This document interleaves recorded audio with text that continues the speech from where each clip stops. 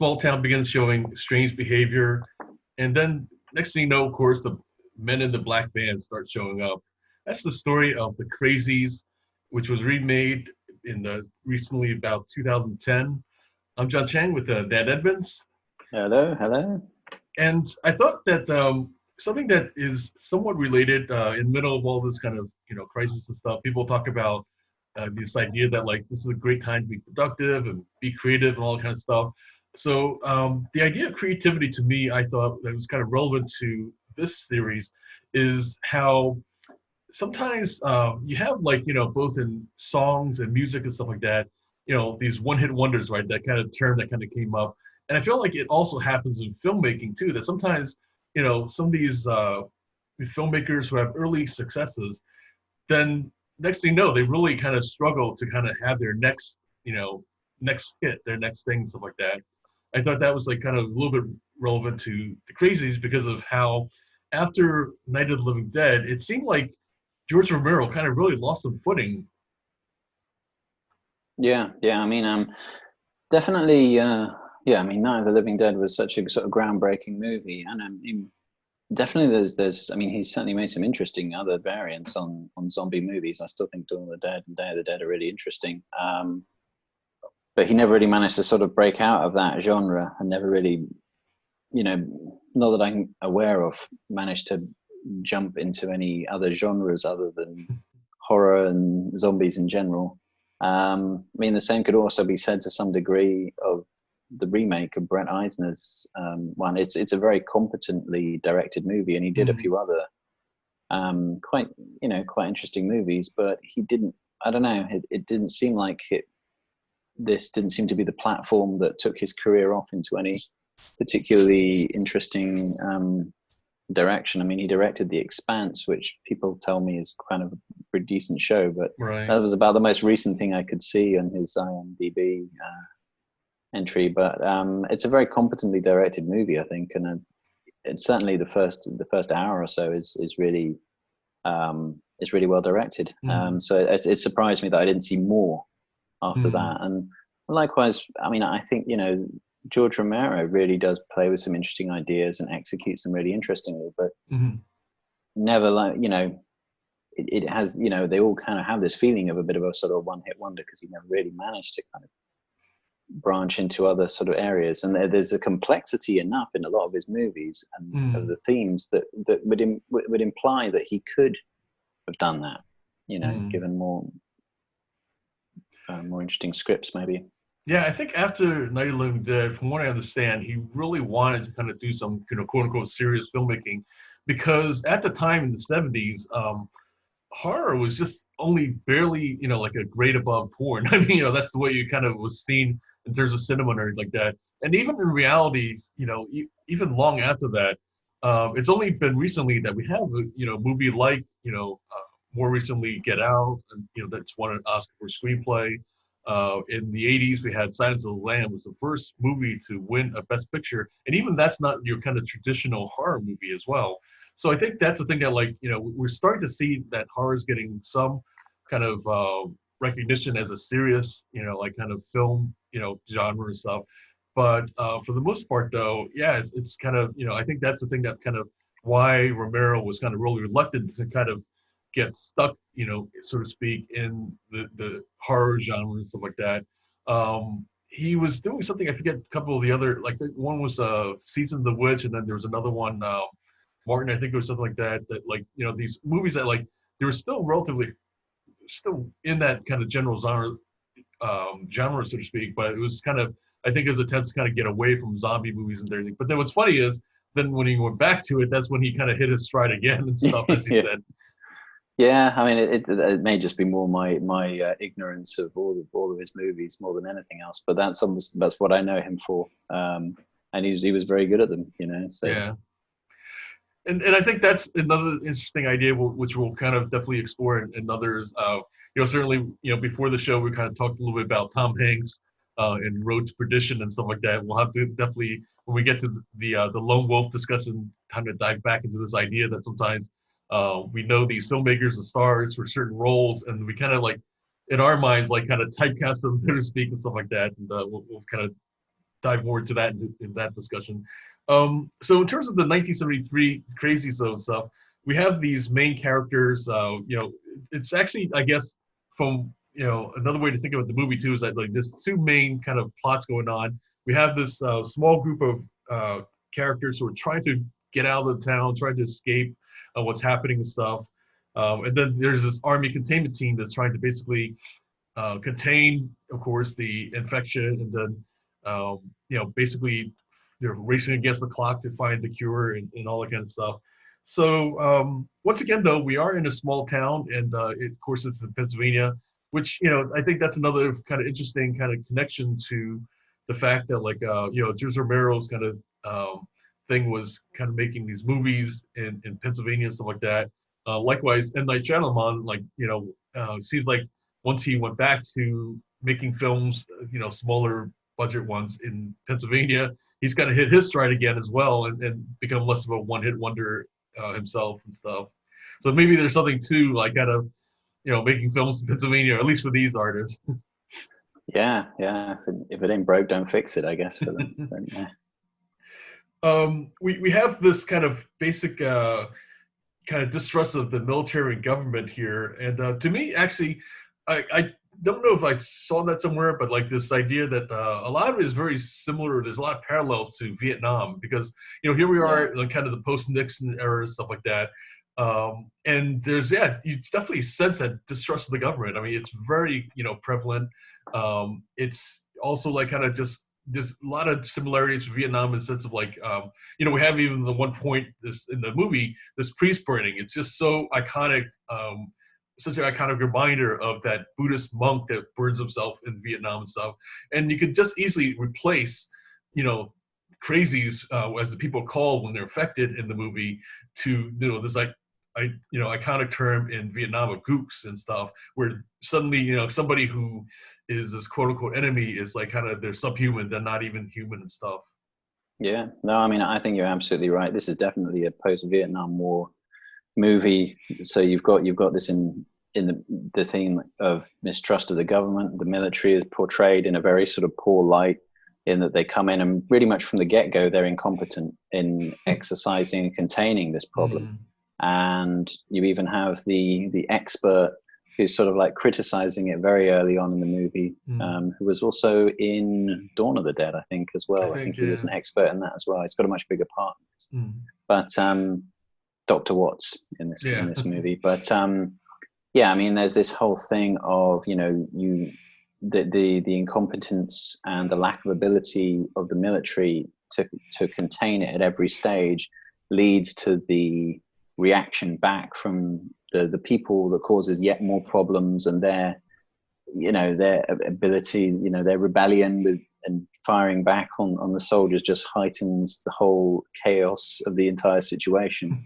And I think that's what I really liked about this. And it's a difficult film to watch because it is so incoherent in some ways. In the whole movie is about incoherence, and everything kind of spirals out of control. And the structure of the film kind of is reflected in that as well. It gets less and less coherent, and about halfway through, it's difficult to even tell which character is sane, which character is insane, and what people's motivations are, and it's filmed in a way that's quite difficult to watch. But I think it really accurately reflects that escalation, where you don't know which side is really doing the right thing, and they both seem completely out of control by the end of it. So in that respect, I think it's quite clever. But and that's definitely another kind of parallel to Vietnam, was because at certain points you just couldn't tell who the quote unquote enemy was, because like kind of different times the VC, the Viet Cong, were just basically just dressed just like a civilian stuff. It was this idea of guerrilla warfare, and I think that's another interesting kind of point, though, that like with disease different times, you may not, just like we saw this with the Thing and stuff, you may not know if somebody's affected or not, and I think that's something that, like, going back to our current affairs and stuff, another parallel to just what's going on in the world right now is the coronavirus, where you can be, without symptoms for days on end, infecting other people. And that's a real kind of real serious stuff going on. And so it's kind of, I think what's interesting is that like, there's still a good degree of order and stuff like that in the world, but I can easily see the world kind of go into chaos with, like kind of, if the things start really kind of running out of control, because luckily with the coronavirus, there's a relatively low fatality rate. But if it was, that was higher with how the patterns of its, how infectious it is and how it's like stays kind of hidden, it could be really dangerous disease and stuff. Yeah. Well, I think what's really clever about the original Crazies is that I think the idea of the Crazies is actually quite ambitious compared to a lot of his zombie movies, because a lot of the zombie movies, basically they have regular people as, conscious living people who determine their own outcome, and zombies as almost like sort of animalistic survival kind of beings with no real self-awareness. Right. And in this one, what he really tried to do was blur those lines quite a lot, in that it was not completely clear who was infected at what stage and how far gone they were. And at what point do you say, okay, this person is definitely infected and needs to be kind of got rid of? Right. And I think that's the scary thing about this, actually, is if you had a pandemic of some description that was psychological in nature, or that was the key determining factor, how would you actually contain that? And I think that's what's really clever in the question that's asked in this. If you had something that made everyone slightly crazy and then progressively more over 2 weeks, how the hell would you? And there were no physical symptoms, because there aren't really any physical symptoms in the original. True. Yeah. How would you actually go about dealing with that? Right. I mean, I kind of see that in a way as sort of echoing some sort of the various madnesses that we embrace of online sort of social media, and our way of dealing with it is just to let everyone go mad, and then they'll sort of calm down a bit later on. But I thought that was the clever thing with the original. Yeah, and really, like the madness is going back to Vietnam and stuff. I think the parallel is the idea of like communism, right? Could be very much a disease and stuff. Kind of something that's affecting people. It's this idea that different times, and we certainly talk about kind of viral ideas or things like that. And so it's interesting how it's really like a theme that like can very much parallel kind of real world things like politics, or things that like really have nothing to do with the physical disease and stuff. And similarly, like it could just very much have that same effect on people too. That like because certainly look at like the whole jihad thing and stuff like that, right? Because that's really what it was. It's kind of, or what it's been, is this idea that kind of spread of like kind of to use terrorism as a way to basically stop like the opposite being like kind of Western civilization basically taking over the Islamic world and stuff like that. So here you have like kind of like that being basically a disease of an idea to kind of basically spread like kind of and take over and create kind of these clusters, right, of these cell groups that like kind of go and affecting them to kind of basically break out and to wreak their havoc and stuff like that.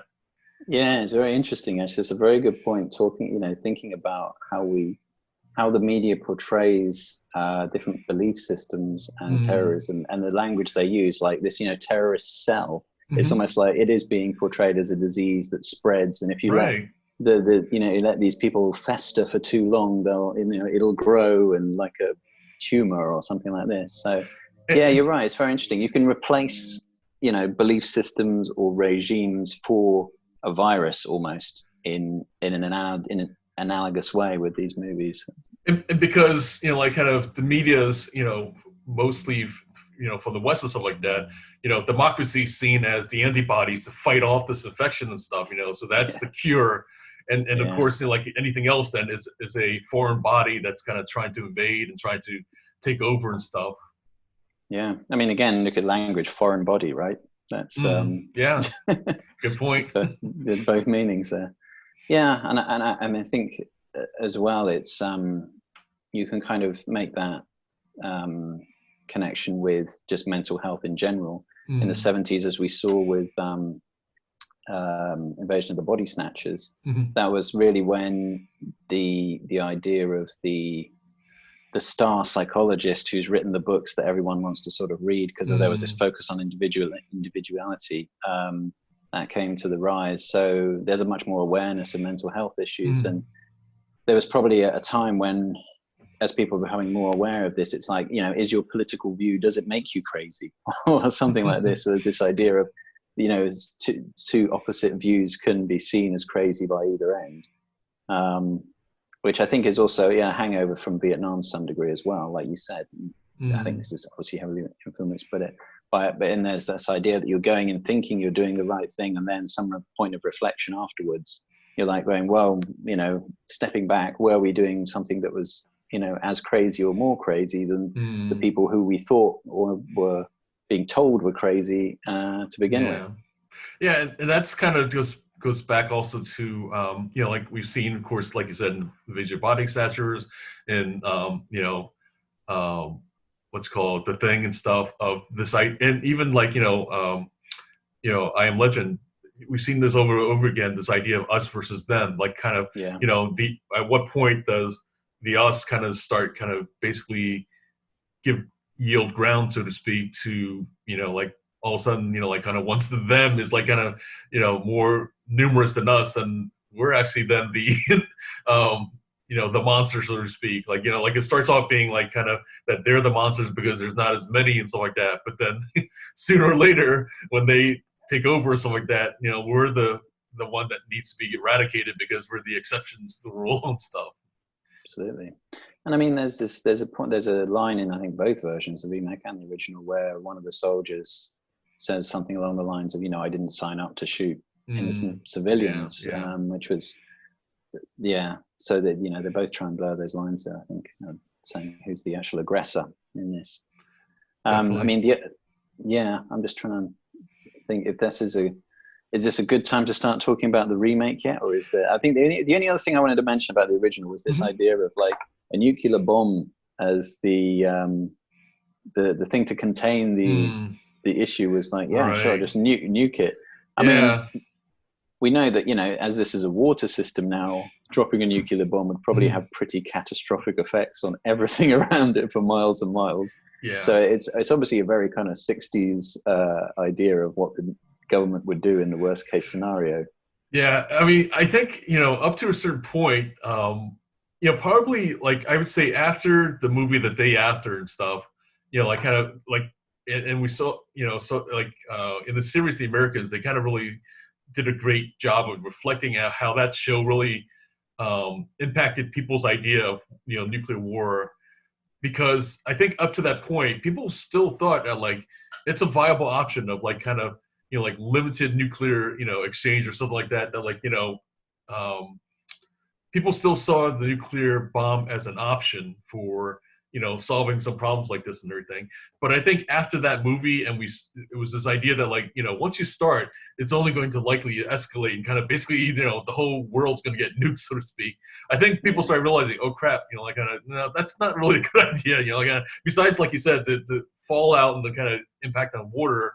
And I think this is also before Chernobyl was like another thing that we didn't really see, I think, you know, like kind of things other than, you know, Hiroshima and Nagasaki and stuff like that. And even then, that was a very contained bomb because, you know, like at that point, you know, we didn't have like the mega, you know, tons of destruction that we had, you know, by like kind of the 70s and 80s and stuff. So yeah, I think at some point we finally like realized, you know, like that's really not an option and stuff. Yeah. And I mean, I suppose in some respects as well, you know, you think about it, it's talking about the water system and the virus being spread through that. But for some reason, it doesn't seem to have any kind of environmental stuff tagged onto it. Whereas I kind of got that impression with the remake somehow, and I can't even really put my finger on what it was in particular. I mean, it was Right. maybe just the way they were talking about water systems and how they Mm. worked a bit more in the remake Mhm. made us, people were a bit more aware of how these things can spread. Right. And it's more, I guess, as well, the environmental angle with the remake is that they're talking actively about a farming community and the Mm. effects of Yeah. like the water on that. So, Right. which now is, we're much more aware of like the pesticides and Yeah. the various sort of waste that can impact the communities around those. So, Yeah, I think both as well. that's a great segue into the remake. So here in this case, we move away from Pennsylvania to a Midwest small town. Something that I think it's interesting how nowadays the term flyover states started becoming more of a thing. I think back in the '70s there was no such term for some reason, but I think the migration to both coasts and stuff became, I'd say, like probably like in around the '70s, '80s became greater in the United States. Like in other words, we really saw the populations of both coasts like kind of just skyrocket and stuff. So you had this kind of more um, East Coast versus West Coast, and then like kind of in between, like kind of there's some cities in there in people's minds, but they're not too sure what cities are there and what they're for. Of course, any of the viewers out there who live in these kind of states and cities will argue and beg to differ and stuff. But I think that's something that, like, on the one hand, we're at least in this country aware of that, like most of um, the grains and the things we depend on come from these states. But then beyond that, I think there's a real lack of awareness. But it's interesting how, like you said, in this movie though, they really do dive a little bit more into like kind of the idea that, like, you have these towns where the farming is such a um, key part of their lives and stuff. Because even the sheriff has a farm. I mean, that's what's interesting. Yeah. That they showed. Yeah. And I think as well, it's already they raised the issue that's now becoming much more relevant with the current pandemic, is that the mayor has to determine whether shutting down everything and Mm, quarantining everything is going to sort of bankrupt all the farmers, right. which is obviously now something that we're now seeing on a mass global scale playing out before our eyes. Yeah. But yeah, I mean, it's definitely. But they also, there's the awareness in the movie that these flyover state towns are on the demise for various things. I can't remember her name, but the nurse, the protagonist in it, Judy. basically says, yeah, Judy says, essentially this, when they go back to her house, and he says, we could still have a family here, we could still sort of Mm, live here. And she's like, no, this town is dead, it's not coming back. And I yeah. felt that was kind of like echoing a lot of the sort of changes we saw, Yes. factories, work, etc., moving away from a lot of those central states. Yeah, we saw that in the late '80s into the '90s, and then, like, like the reality is that, like, a lot of so even though it's portrayed here, and this is a 2010 film, I kind of have even known, like, some guys in the military who like they had farms back home and stuff. And the thing is, though, that, like, these family farms is something that, like, it's really a relic. Like, it's for the most part, if they are doing any kind of farming, usually the product, the produce or the products and stuff, like even like cattle, whatever and stuff, is going to, like, these big industrial, the agricultural, giants that like are out there. And then for most part, a lot of it is ConAgra. I mean, to be honest, like, Mm. that's like kind of where the produce is kind of basically, through them, like, kind of sorted and divvied out to the other industrial processing plants and all that kind of stuff. So that's kind of like what you have where, like you said, the demise of, like, the family farms was kind of very much that, like, they are now basically, for lack of a better word, pods for this mothership of a farm and stuff like that, that basically processes out and sends it out to all the other food processing or thing. So yeah, in a way, that is really reflected of basically that it's a way of life that's also no longer doesn't exist and stuff like that.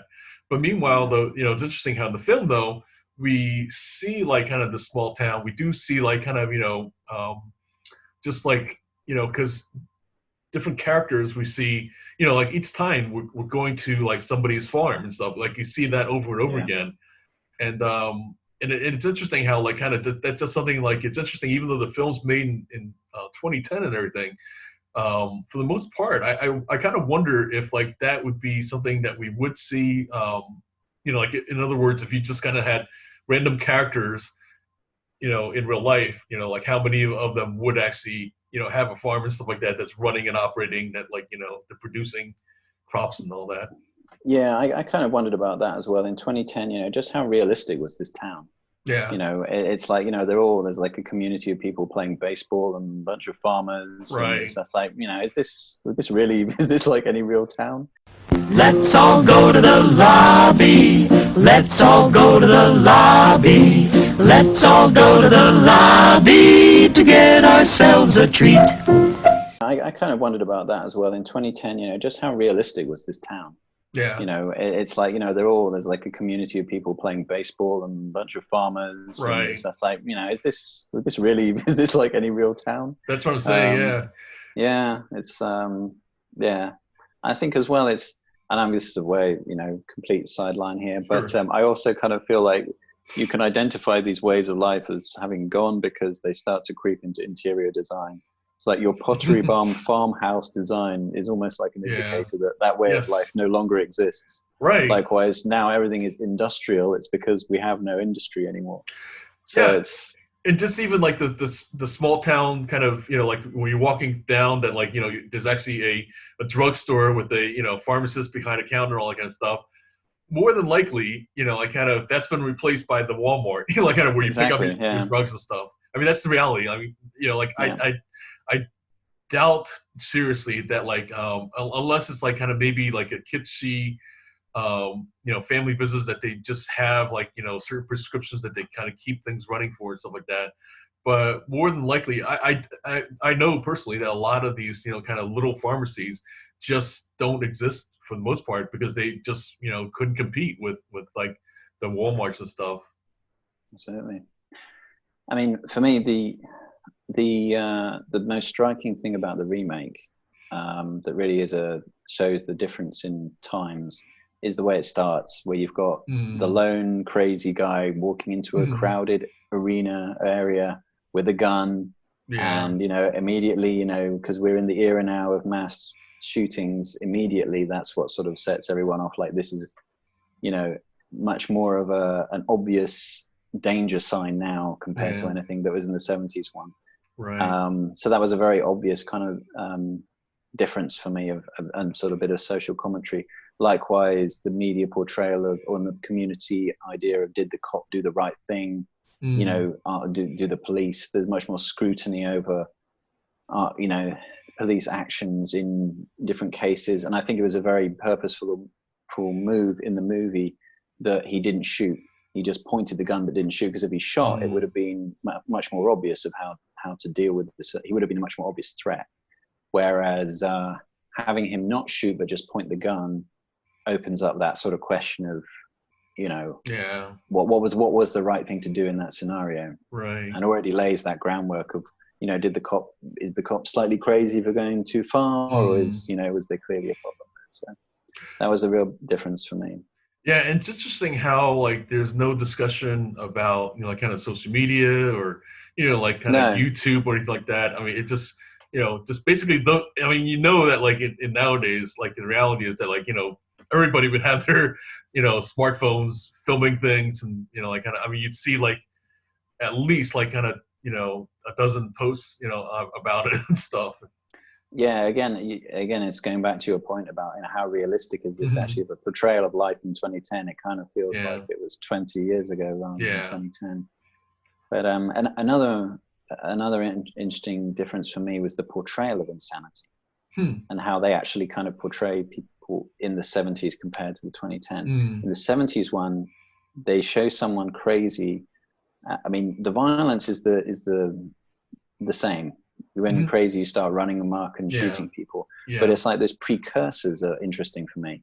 In the 70s one, it's this idea that you start talking in a kind of a stream of consciousness, that isn't always coherent, Right. and people have trouble understanding if you're making sense or not. Mm-hmm. And you may make some, dubious moral choices, like the father with his daughter.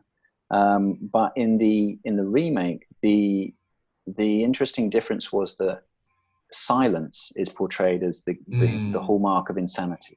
When they're trying to interview any of these people, they don't say anything, or maybe they sing. And singing in public is kind of like the key thing that determines whether you're crazy in 2010, which I think is quite sad, really. But I mean, if you're whistling or singing in public, Right. obviously you're crazy and you've gone off the rails.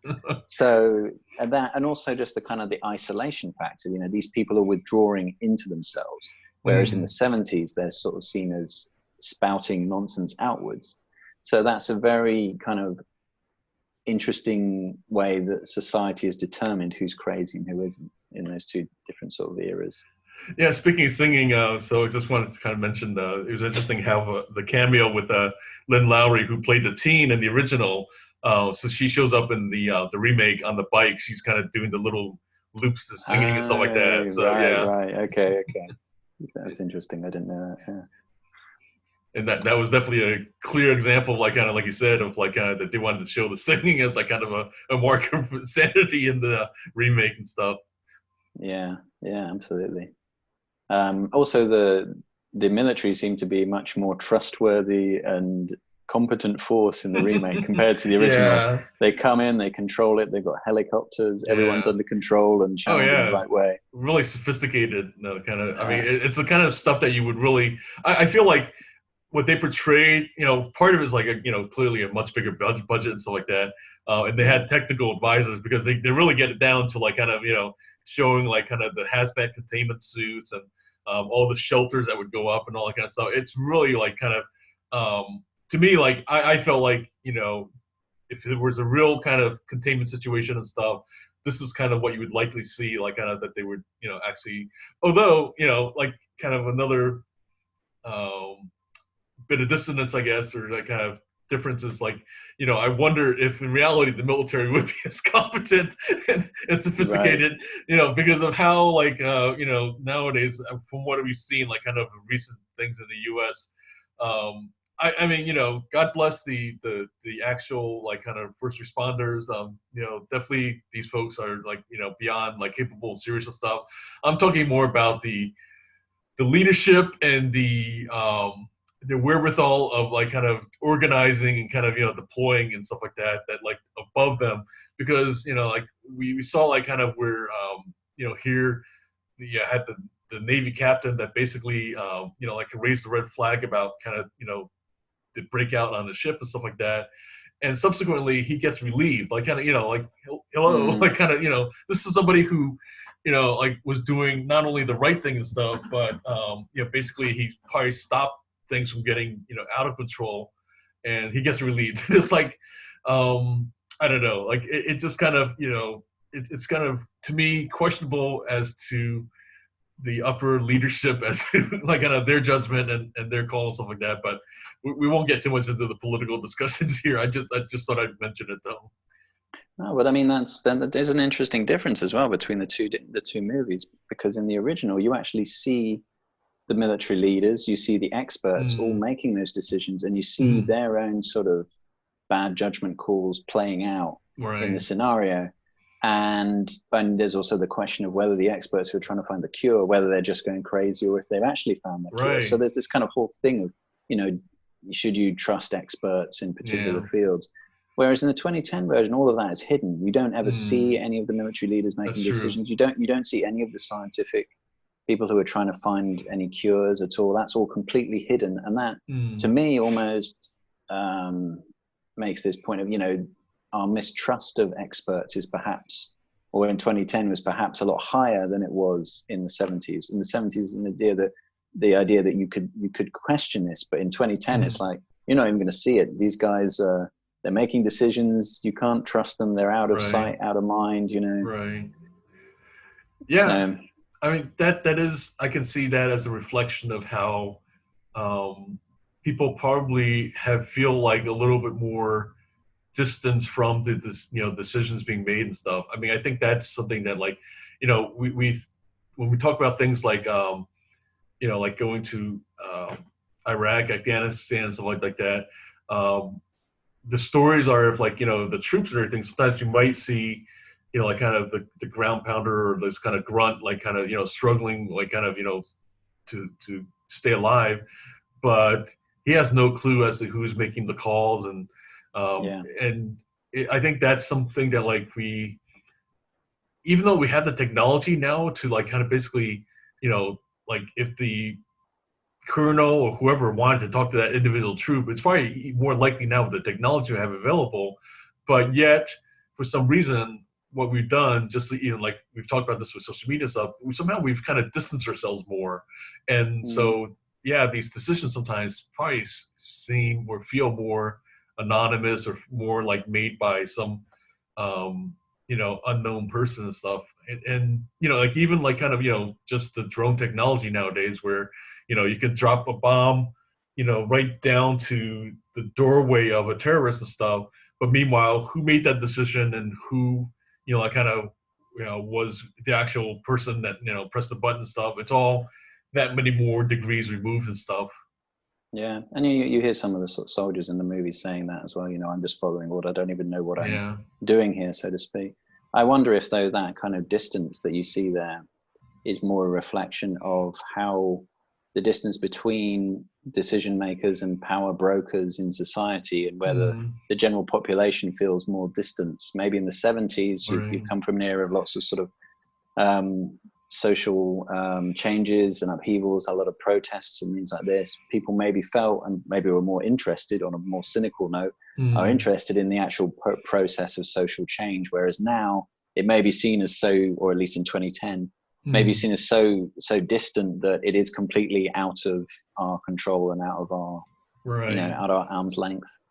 Yeah, that's a great point, because that was even like kind of in 1984, the book, one of those things that like was this idea of that in this kind of dystopia, you have like kind of these rumors of war, like kind of in distant lands and stuff like that.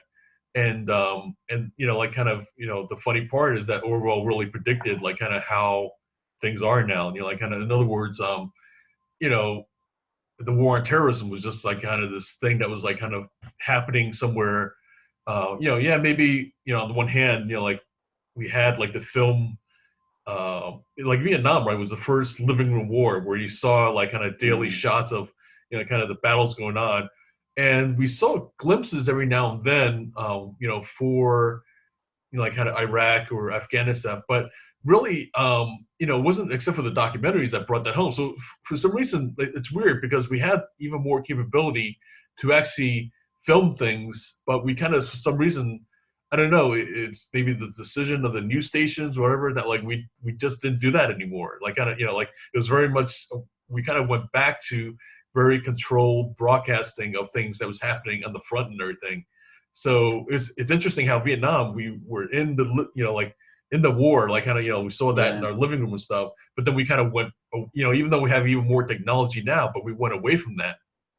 Oh yeah, totally. You're absolutely right. Yeah, I mean that was really, when you look at the archive footage from the Vietnam War, you really felt like you got a real, look at it. Whereas, I mean, I remember in the first Iraq War, the only real footage you saw was just the nighttime, the night vision kind of bombs landing and some green blobs, and that was about it. I have sort of distant memories from my youth of that, and that was about it. You didn't see any of the actual, horror or day-to-day stuff of what was actually going on there at all. Except for very controlled, like kind of footage, like very like kind of limited shots and stuff.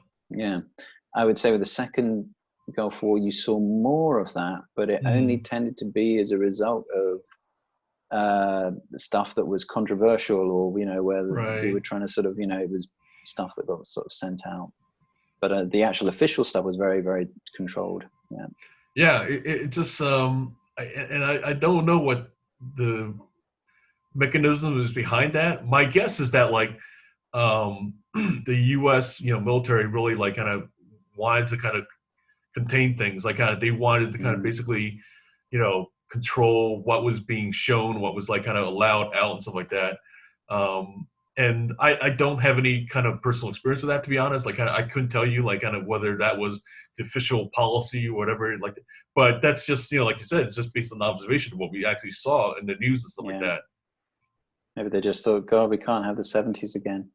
Let's not do disco and depressing movies for a decade. I'll tell you though that like what you just said though, there's truth to that, because I know for a fact that like that was a lot of the attitude in the first Gulf War, where a lot of people were like, we're not going to have another Vietnam. I mean, that was like you heard that over and over again, like kind of people were just saying that like kind of throughout and stuff, and it wasn't any like individual any kind of but like there was a lot of that, and then like by the time that was over, which was like kind of like in reality like almost nothing and stuff, right? I mean that was like maybe days long and stuff.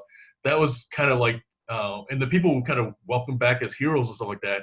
And so I think that was a lot of like kind of what they were really the pressure or whatever of like kind of not repeating Vietnam and everything. But then the scary part is like kind of as we started having more police kind of forces around and all kind of stuff, by the second Gulf War, we kind of in a way like ended up in another war that like we couldn't really get out of. So in other words, so even though like the first Gulf War we avoided repeating Vietnam, but by the second Gulf War, unfortunately with Iraq, we did almost kind of repeat it, because like we had a hard time extricating ourselves once like kind of Saddam was overthrown or anything like that. We had a hard time getting out, like kind of like just basically saying like, okay, you're not a police state, we're not like kind of in the business of running things and stuff like that. Yeah, regime change is not easy. Yeah, not that I can say I'm an expert on it either way, but yeah, it is very obvious though that difference in the media. Yeah.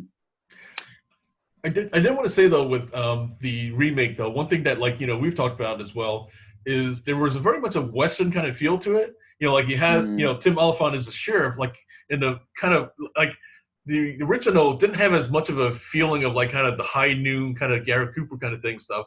But in this one, like there were some shots, like kind of when he's walking through the town that's empty and stuff like that. It had very much this kind of feeling of a sheriff that's kind of like trying to basically save the town and fighting these forces and stuff. But of course, between the men in the black vans and this disease and stuff, he's like kind of more than outgunned. So I guess that's another way that it is like a reflection of High Noon.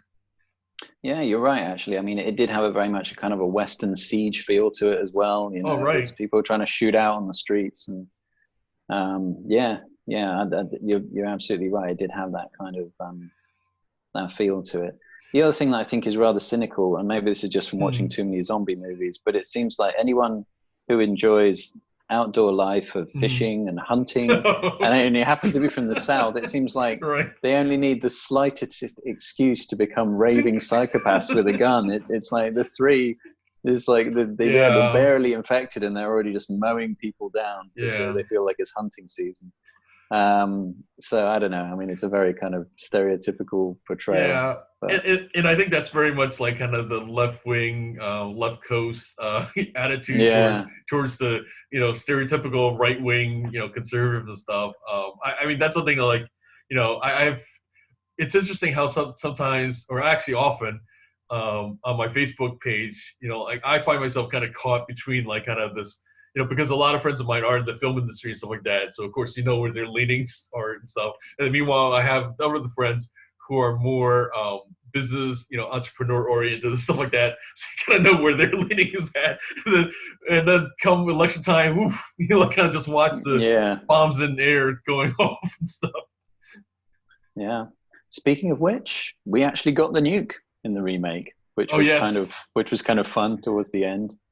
I don't think you'd want to stand there admiring how pretty it was, like they do. But yeah, that was kind of fun for them to actually put that into the remake, I thought.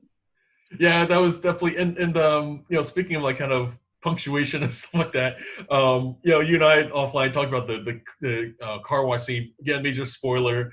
That was just something that like, I mean, like I think it was like almost like perfect for how. It broke the tension. Like, you had a really exciting, tense moment and stuff like that. Than just having that Apache fly overhead and just, nuke things was just like kind of just, I thought that was like kind of just, you had to laugh. I mean, and I guess I felt like, the movie was so well done that I couldn't have been an accidental kind of, bit of humor to kind of, lighten things up a little bit. Killer car wash. Yeah.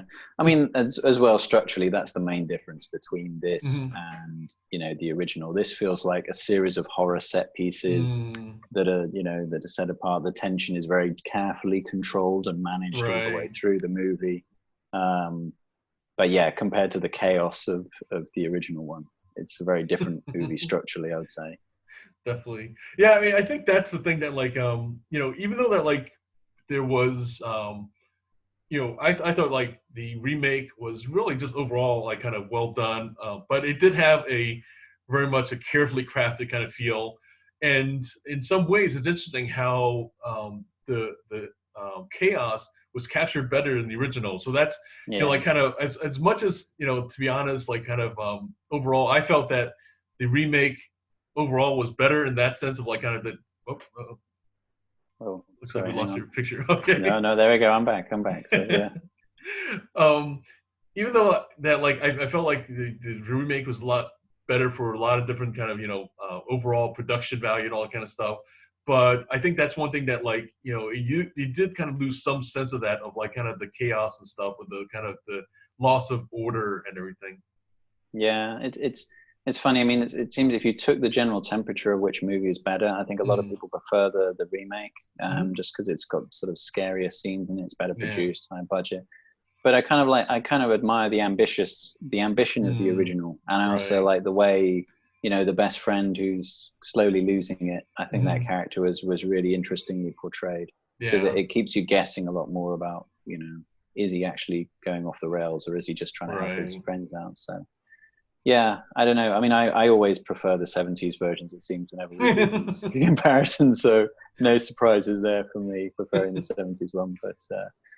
But yeah, that would be my take on it. But I enjoyed both. I would say definitely the remake is a lot easier to watch than the 70s one. But yeah, that's my take. So yeah. Let's see. I'm trying to think of anything else that's kind of really stood out for the. I thought one thing that we did see also with the remake, though, was something that is a eerie reflection of kind of the current situation, is that like with the military quarantine stuff, the people were pretty much treated like livestock, and we did really see that in China with Wuhan and stuff like that.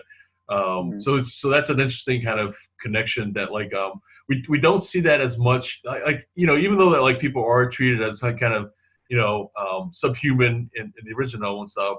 But I think for me, like in the remake, you really did get the sense that like people just like kind of shoved around, and and even like I think it didn't seem like in the original they had as much like kind of well, they did have some of the killing, but I think in the remake they made it very kind of graphic and explicit, the idea of like that they're gonna just basically like besides the nuke and stuff like that. That they're going to have like these mass graves of like kind of killing people. I mean, that's something in the remake that they would like kind of just. I thought that was like kind of a scary. One of the scariest parts about it was like kind of just showing that idea and stuff. Yeah, I mean, it definitely we're not far away from that in terms of the current pandemic. There's people in the UK. There's no funerals, because you're not allowed any. You can't visit anyone who's might be dying and things like this. So it's a lot of the normal sort of levels of kind of human interaction over these things is much more limited, and it's a very much kind of bit of a wake up call of our place in the grand order of things. I think it's and that's I guess a little bit of a theme with this idea that like normally in kind of polite society and kind of normal times, we do like want to honor like kind of loved ones and like kind of their passing and stuff like that, and it's interesting how never mind these movies stuff, but just even like the atrocities like kind of that we've all seen of like kind of World War II and stuff with the the way the Nazis kind of treated like kind of the Jewish in the Holocaust and stuff.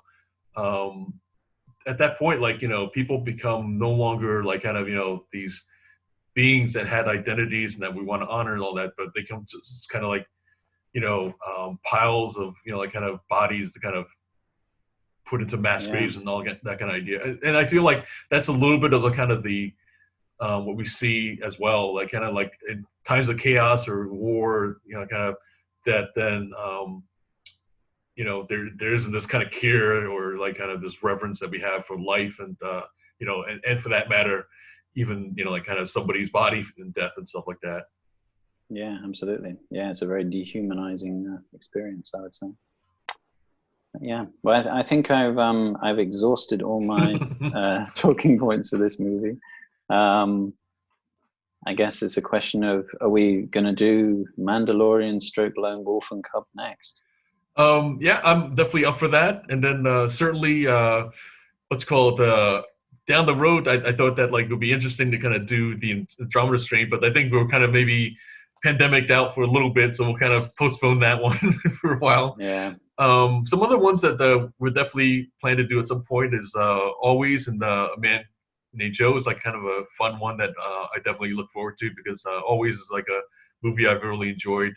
And then Thomas Crown Affair is another one that definitely is a change of pace for all these kind of horror / kind of. I know, we've been doing a lot, haven't we? So yeah, mind you, this is the perfect time. A lot of people indoors. Yeah. You can catch up on all these classic movies. Definitely. So as always, thanks for watching. And I'm John Chang with Dan Edmonds, and we'll see you at the movies.